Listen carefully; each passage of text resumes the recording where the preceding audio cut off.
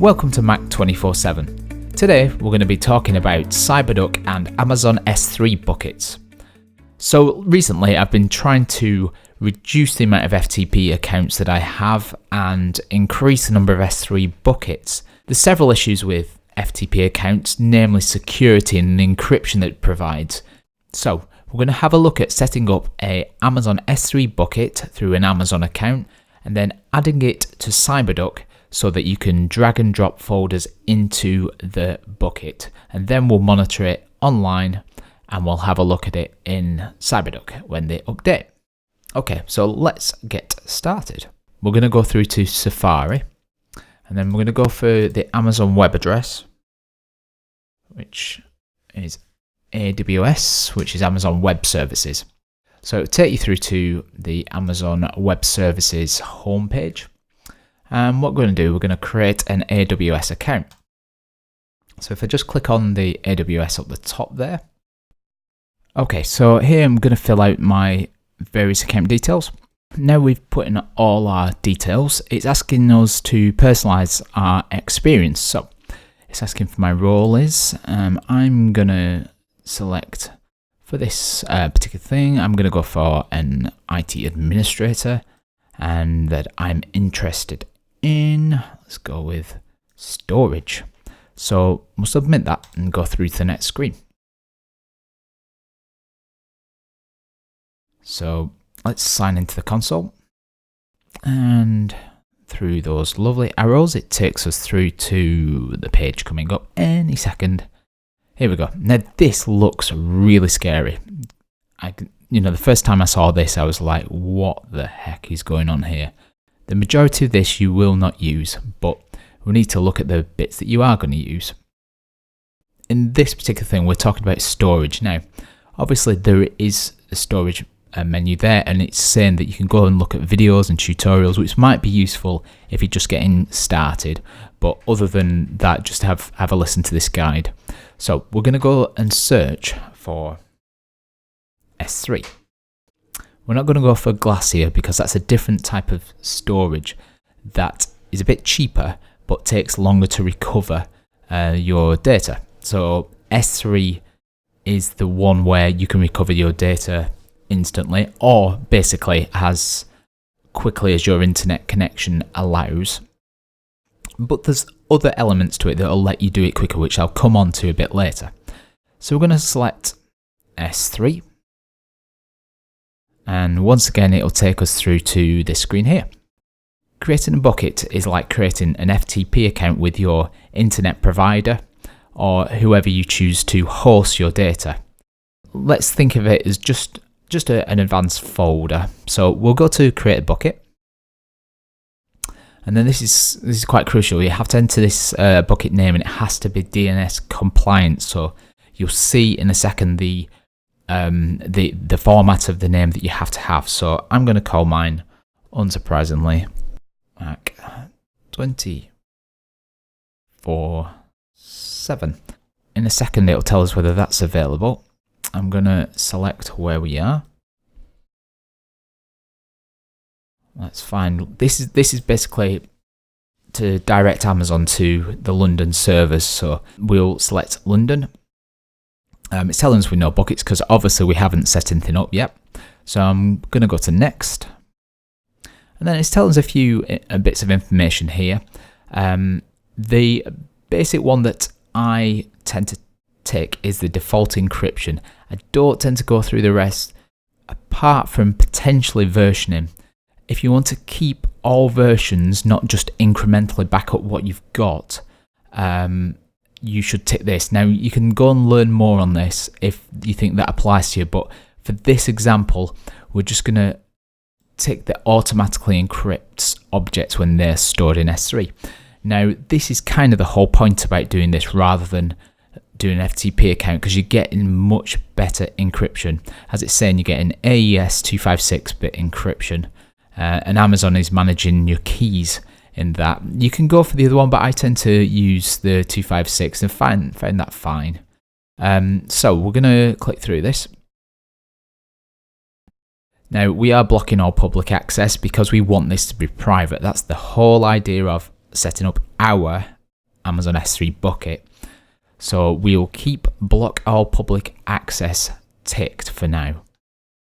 If we go through to next, it's telling us basically what we've ticked. We've kept the versioning disabled, and all these apart from the default encryption. Now, what it would be nice to do here is tick the accelerated transfer. And the accelerated transfer is exactly that. When you are copying things to Amazon or from Amazon, it gives you a bit more upload speed. Now, this is Amazon side, not your side, because obviously everybody's limited by their own internet speed, but Amazon do throttle it at their side if you don't click the accelerated option. We'll click through and create the bucket. So now we can see that the Mac 24/7 bucket has been created on screen.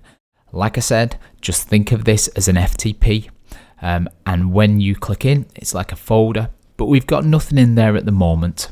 So we are going to create a folder again, just like creating a folder on your desktop or on an FTP account.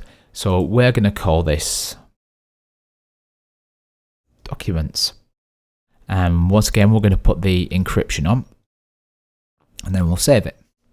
Now, as this is a folder that we're going to be copying data into, I want to accelerate that data. So I'm going to go through to Properties. Now, we see some of the same options we saw as we were setting up the S3 bucket before, but I'm interested in this one. If I click Enable, that obviously enables transfer acceleration. Like we talked about before, we'll get the better speed up and down, but it will cost you extra money. So we'll save that. A brief sort of lowdown on what the money element of this is. So when you sign up, you get a year of free usage. Now, what this drills down into is 5 gig of Amazon S3 storage, 20,000 GET requests, 2,000 put, copy, post or list requests, and 5 gig of data transfer in and out every month. Now, the only difference with this is if you use over your 5 gig, then they'll start to charge you 2p per gig of storage for the first 50 terabytes. Now, when we use accelerated transfer, it costs an additional 3 pence per gig. So there are a few websites you can go to, including Amazon's own, that you can compare the costs. So this is a good one that you can take you to. Obviously, this is all in dollars, and I did a quick convert to pounds, but if you're looking in dollars, great, you'll understand this a lot better. And it's breaking it down nicely. If we just change it to London, it's breaking it nicely down into storage pricing and data transfer. So I'll let you go over that because there's a lot of figures, and you can have a look what's most applicable to you. Might be none of these, it might be all of these. I'll let you have a look. Pricing wise, there are other web pages that will tell you how much it will cost if you have certain settings selected. Just to go over that transfer acceleration, now you've had a chance to have a look at those prices. There is a website that Amazon provide, which I will just go to right now, which is this one. Now, this allows you to test the transfer acceleration compared to if you didn't have transfer acceleration. So I've just done the transfer acceleration speed comparison, and you can see over various regions how much faster it is. Some are a lot faster than others, but if you go down to London, we're only getting 1% faster, so you might want to have a think about whether you actually want to spend the extra money, even though it's only an extra 3p per gig, on getting 1% faster. It does depend on your internet connection, but certainly if it's only reporting 1% faster on the acceleration speed test, then it's just not worth looking at. But if you've done this and you get, you're up to 50% faster, and you need to get that stuff up to Amazon quickly because you've got to get it down quickly, then it might be worth paying the extra money.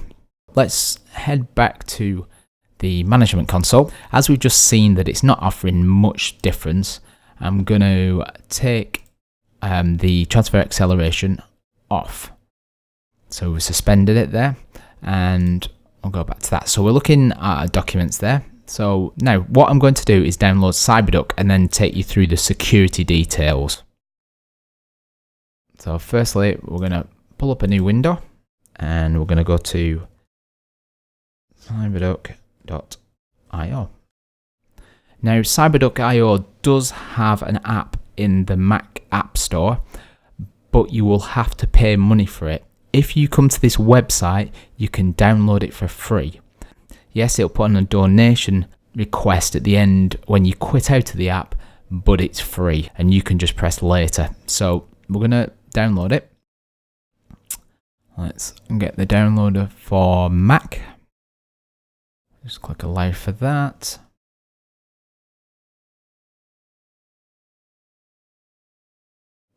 Quick.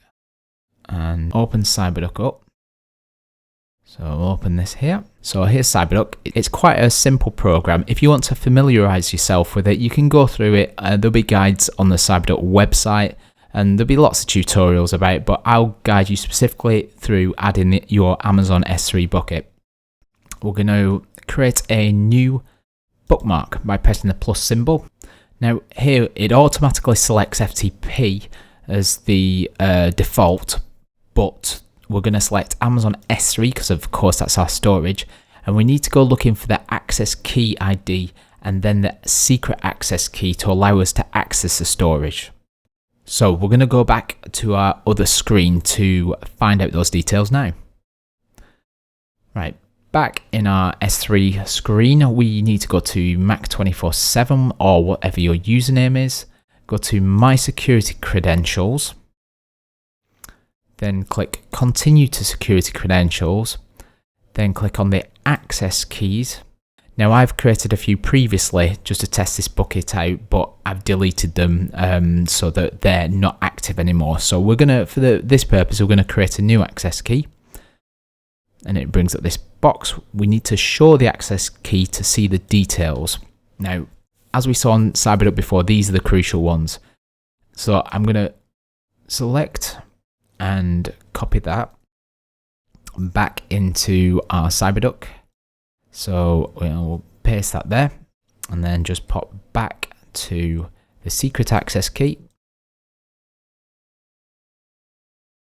and paste that into the relevant section there. So we've now created a bookmark. I'm going to name it Mac 24/7 and we just click the X, and then all you need to do is double click on the S3 bucket itself, and again it should take us through to, oh there it is, the documents folder. Now we need to test it back and forth, so I'm now going to copy a file on there to show that it's working, then we'll look at the corresponding folder online. So I'm going to copy this file here, which is a nice little space image. Just going to drag and drop straight into that space. It's logging in, it's uploading, it's a tiny file so it's done it really quickly. Now if we go back online to look at the S3 bucket. Now one thing to note, you can download this file here and keep that saved, keep it locked up, but just be so careful that nobody gets access to those two details or they're straight into your S3 bucket. What we're going to do, we're going to close this down, and then to get back onto your S3 bucket we can click on services and it will show you what you've accessed recently. So we're going to click on S3 and there's our Mac 24/7, click through that, and there's our documents folder, and hopefully with a bit of luck that image file should be inside there. And there it is. So that worked quite nicely. In terms of downloading things, it is exactly the same, the opposite way around. You just drag and drop that to your desktop, and that is it. There is nothing more to it than that.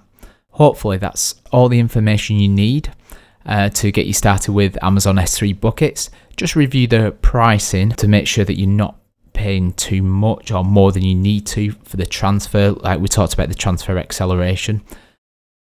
But I find it a really good way of storing stuff online. You can integrate it with various backup programs. I might go through that in a different video. Anyway, for now, if you've enjoyed this video and you found it useful, please subscribe and leave a like, and I'll see you in the next one.